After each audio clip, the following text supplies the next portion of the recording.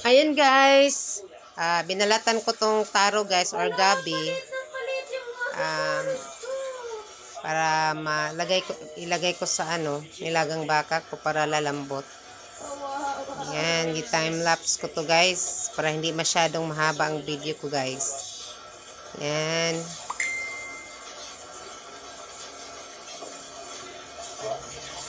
Oh no. Ilagay ko na ang pan guys, yung kangkong, yung sinabi ko kanina, pang last ko siya ilagay. Kasi yung sayote, sigurado kong malambot na. Okay. Okay na to. Kasi mamaya initin to, lalambot lalo to. Okay, ilagay ko muna ang mustasa. Mustasa. Yan guys, mustasa. Yan ang maganda pag maluto na may mga sahog talaga kasi yun ang sekreto dyan na masarap ang luto. I love my masarap ang luto ko. I love my own. Siyempre naman. Totoo naman yun. And guys, yan. Mustasa. Kahit saan pa, pwede ihalo sa pansit, sa mga, depende na sa pagluto kung anong gusto mong ilagay. Tapos, kangkong. Yan.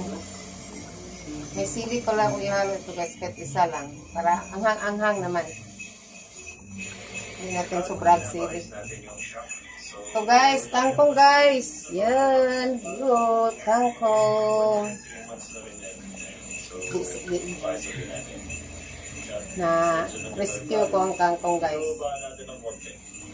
Sayang kasi pag mamimili ta sa palengke, hingi tayo ng discount tapos masira lang pala pagdating sa bahay, hindi lutuin. Kaya hinabol ko talaga to guys para maluto.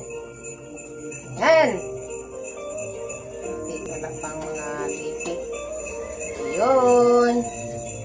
Half-cook lang to para So, yun guys, naparagin na natin. Tikman na natin guys, tikman na natin.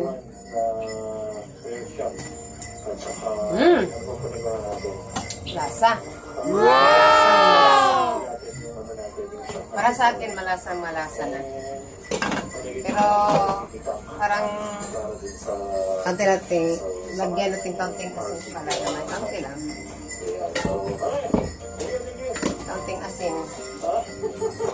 Kaunting asin. Kasi may tubig yung kangkong at saka mustasa. Baka tatabang siya. Okay guys. Pag-i-rate guys. Wow. Out of 10. Ilang i-rate nyo guys? Jack lang guys ha. Yan. Luto na. Yes! Bye-bye guys. Thank you for watching. See you next time. Next video. Ayan.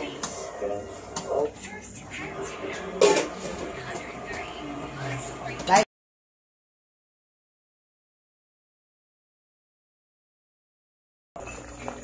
Yan